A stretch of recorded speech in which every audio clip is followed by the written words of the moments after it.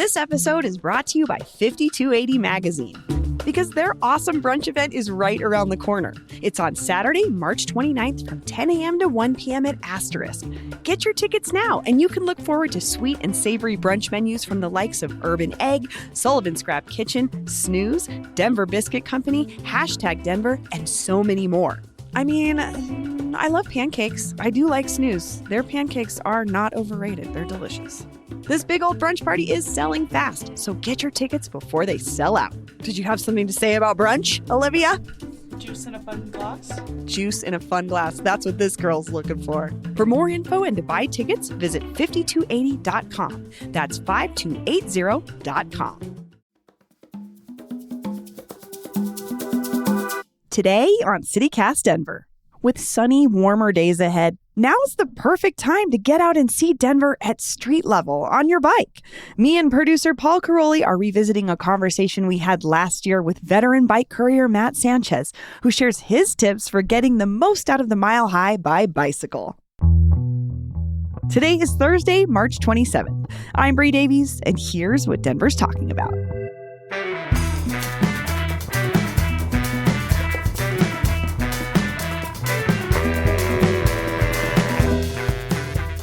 All right, well, I'm here with my bike-loving producer, Paul Karolyi. Hello. Hey, Bree. And we have a special guest, Matt Sanchez. Welcome to CityCast Denver. Howdy, thank you. It's nice to be here. So you're one of Denver's, last bike couriers. It's been a rough couple of years, probably. How are you feeling going into this summer season?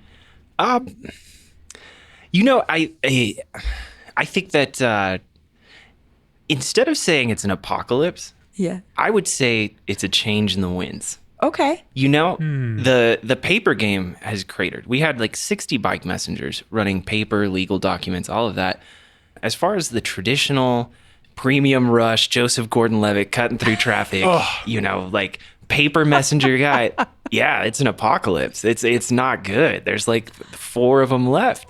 I've had to transition into the food game.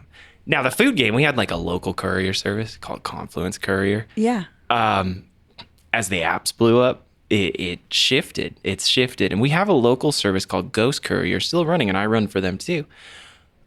So, as far as a traditional bike courier goes, it's kind of an apocalypse, but it's a really interesting transition because there's a lot of people out there hustling the food game. And I actually consider our people out there doing apps and all of that working the same thing. It's almost like Walmart came in, right? I mean, when I started, I was 108, and everybody knew me as 108. But now on the street, a lot of times it's, hey, Sanchez, because it's a primarily Spanish speaking kind of under the radar culture. There's this group of Venezuelans out there that just blow me away. They're hustling from 8 a.m. to 10 p.m. I see them out there every day. Doing courier work? Doing for the apps. Okay, Uber Eats, DoorDash? Yeah, Uber Eats and DoorDash. But in a sense, they're really doing the same thing without any of the glamour.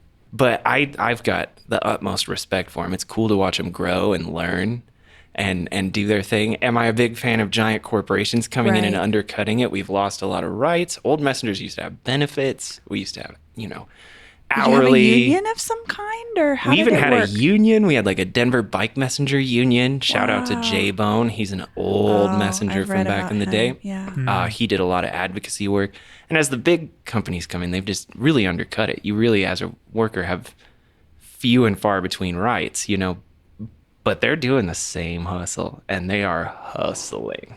Well, we wanted to talk to you because you bike all over this city. Mm-hmm. And so you have this very unique perspective of what it's like to use our roads in ways that not a ton of people do compared to maybe how many people drive. Mm-hmm. And I guess we want to start with what are your least favorite or the worst places in the city to ride your bike? Well, an interesting part of my job is I look at it 2 ways. One is that I'm getting paid to be as fast and efficient as possible.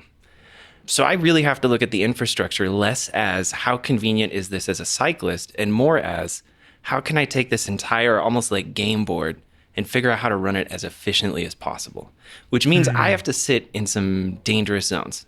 One of the main streets that's a real advantage to get across downtown is actually Broadway. Because downtown is set diagonally and Broadway provides a straight shot and an angle to cut blocks out. But Broadway's essentially what they call a strode, right? I mean, it's a 4-lane, and they tell you to go 25, 30, but you put a 4-lane straight Nobody road. goes 30. Nobody does it. Nobody does it. So if you take a lane, I mean, you have to take the lane. And that's kind of a dangerous situation. And that would be like the strode problem. Right? Okay. The other issue are the parts of town where you really can't cross efficiently on a bicycle. And I would say the main issue, one of my least favorites, is anytime I have to go north to south or south to north in Cap Hill. With street parking, multiple stop signs, and some pretty quick thoroughfares, 18th, 17th, 13th, and 14th, they're efficient, but they're fast. They're really, for cars, they're super fast. And you have no line of sight crossing them. Yeah. It's like gun it and pray. Correct. So not a big fan of a north to south ride in Cap Hill. And then Broadway gets to be a pain in the butt. You're like kind of flying by the seat of your pants and dealing with a lot of road rage because they're like, why are you on this road? There are millions of other roads in Denver. I don't need a cyclist hogging a lane on this road I want to do 50 on. Yeah. Well, Matt, we're talking about Cap Hill going north and south. We're talking about also biking on Broadway. The Broadway bike lane has been in the news recently. That's the biggest bike infrastructure project the city's managed to finish recently. Yes. How do you feel about the Broadway bike lane? Mixed feelings? Tell me about them. On one hand, I'm absolutely stoked. I am very stoked. Like I said, Broadway presents a logistical issue. It is probably the most convenient method to crisscross several chunks of our central core of the city. And it's been incredibly dangerous. By putting that bike lane in, you have created a protected area, which I'm a big fan of. And I'm also a big fan of like the red turn signals and everything, increasing visibility. The issue is that a protected area is a double-edged sword in that when you create barriers between you and traffic, on one hand, that's great. But on the other hand, it's the same issue that Cap Hill presents with street parking. There's no sight lines, so drivers just don't see you. So you have to be aware of conflict zones. And if something comes up, you're in a very limited space. You don't have an entire lane of traffic to maneuver. If an obstacle comes up, You're stuck. You're stuck. So it kind of traps you. If I'm cycling at a high rate of speed, I'm probably not going to use that protected bike lane. That's what I was thinking. Because Paul, we've talked about this bike lane quite a bit on the show. It's a commuter lane, or it's something that like not novices would use, but people not going, you know what? I don't know how to explain it. Right. I feel like you guys use it differently. You want to be out in traffic so you can maneuver more, basically. That's safer? Well, maybe not safer. I know. I was like, I maybe don't know. faster. There's two schools of thought to cycling. If I'm going to be out there cycling at a normal pace, doing normal things, which unbelievably I really enjoy doing when I'm not getting paid to go very fast, it makes a lot of sense. It's good. It's designed for that. But the other school of cycling thought is if you're going to be moving with traffic quickly, then you need to be very present. You need to be seen. And this is going to sound wacky, but a lot of times if I'm moving quickly, the way I'm going to ride a bike is to actually be very visible and somewhat unpredictable. It's like the driver who hits a tree that's the only tree for 5 miles. Like, it's just kind of like, out of sight, out of mind, and you could focus on it. But if you're a cyclist doing it, everything by the book, right side of the lane, everything like that, it's very easy to zone them out. Yeah. So by being unpredictable, you're making yourself more visible, maybe. Exactly. Or you're demanding some attention. Exactly. In the lane. Mm-hmm. And I know that sounds wacky, but that's actually... No, but it makes sense because like you said, visibility is a huge component of this. Like I have a toddler and we talk a lot about cars can't see you. This is a conversation we have a lot. Watch because cars can't see you. And even when we were on Broadway the other day, we're crossing the bike lane as pedestrians getting out of the car. I'm like, you have to look for bicycles too. But it's like, it's so true. They're not going to see a toddler, but they're not going to see a guy on a bike either. And you can become invisible. And when you become invisible, that is a dangerous place to be.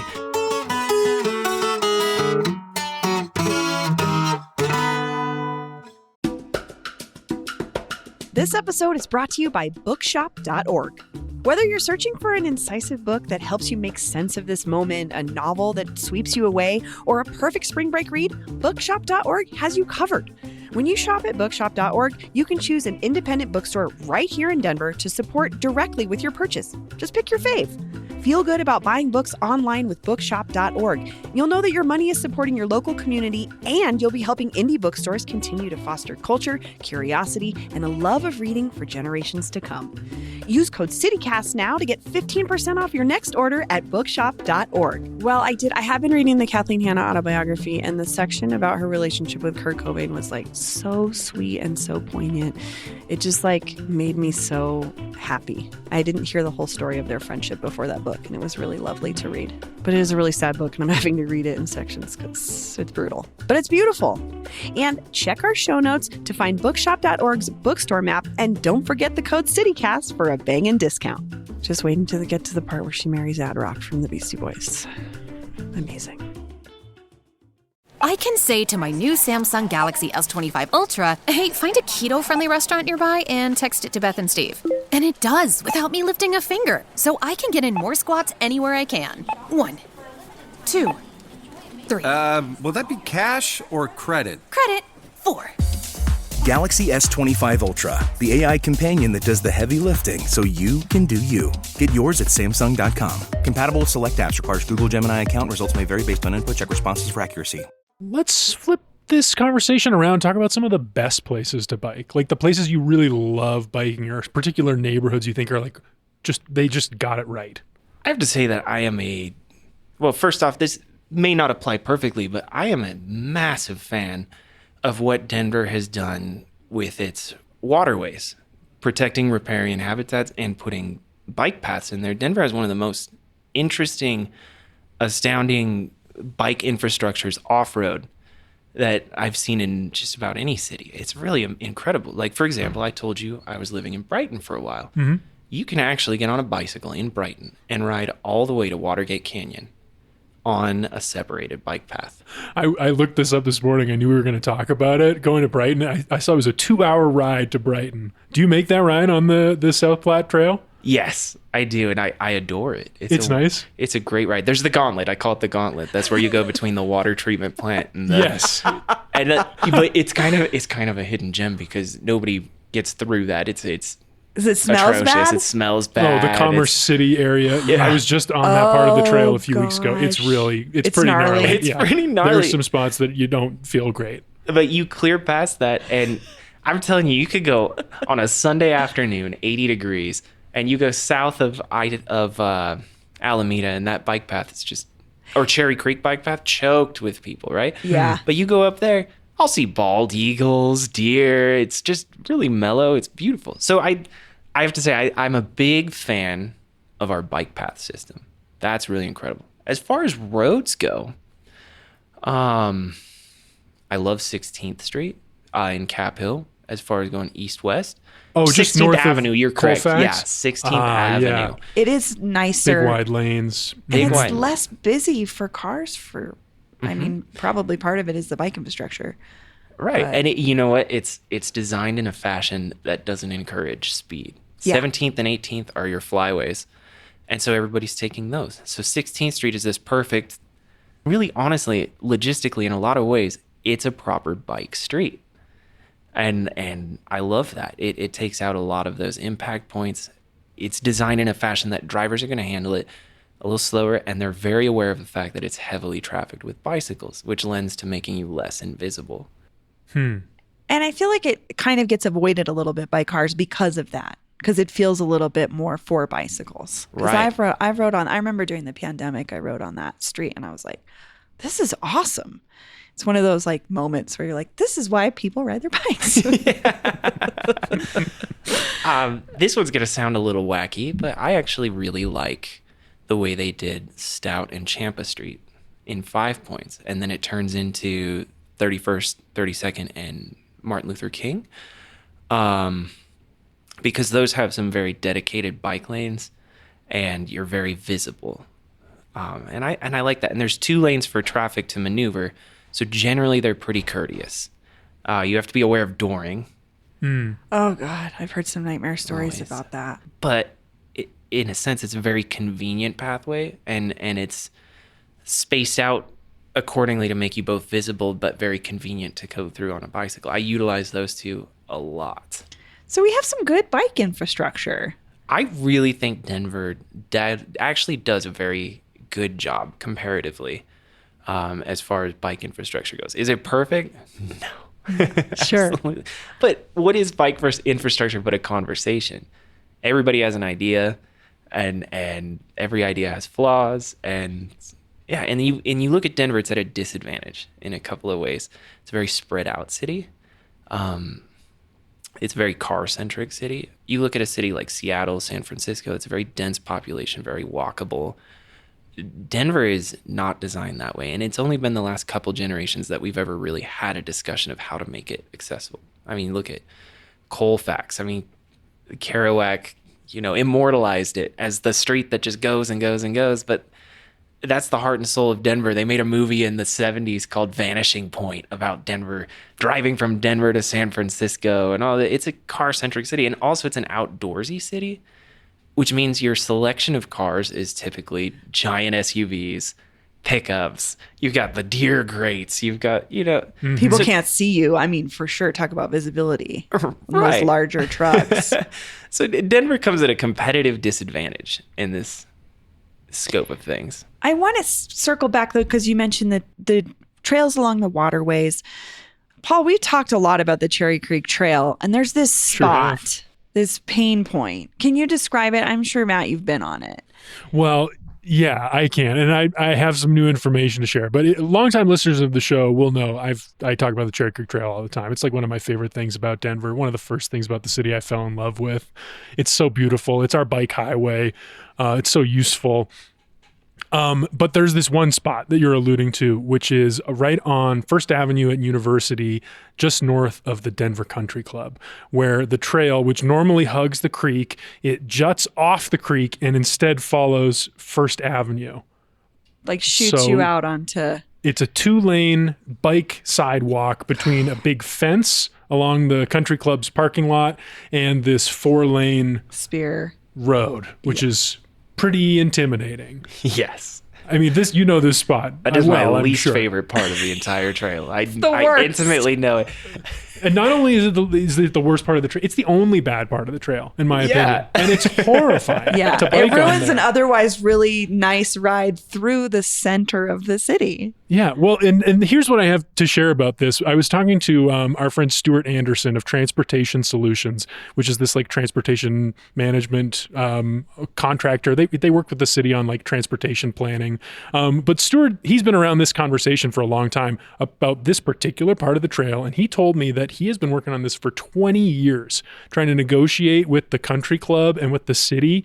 And at one point, he tried to get the city to enforce its right-of-way along the creek, because apparently there is some legal precedent for that. Because the creek is behind the gated walls of the country club. Presumably, it goes between some holes on their golf course, but instead, the trail goes along this fence. So he's been fighting for this, and he just says the club just has never budged. It will not budge an inch, and their current best plan to make this a safer stretch of the trail is to actually take space away from the median on First Avenue, which is actually a historic landmark because it's part of our parkway system. Our parkway system, which dates back to Robert Speer and City Beautiful. So they're going to take some of that historic median because the Denver Country Club will not give even an inch of their parking lot up for the safety of that and we stretch couldn't of the cut trail. into those 4 lanes or whatever. Yeah. We have to probably lose some trees. Mm-hmm. We're gonna lose some trees. crazy. Exactly. We are gonna lose trees. And that's what makes that part of the city so beautiful. Isn't that crazy? It's wild. But also the country club, I mean, it predates the city around that in that area too. So they but were there we've first. seen eminent domain used for much lesser things. I wonder what could happen with this one. I think everyone who's ever biked on the trail, everyone who's ever studied transportation in the city knows this is an issue, but the country club just will not budge. You think about the clientele of the country club, you've got a lot of political pull there. For sure. And not as many I mean, cycling. ask and answer. That's why. Matt Sanchez, thanks for joining us. Hey, thank you for having me. It was my pleasure.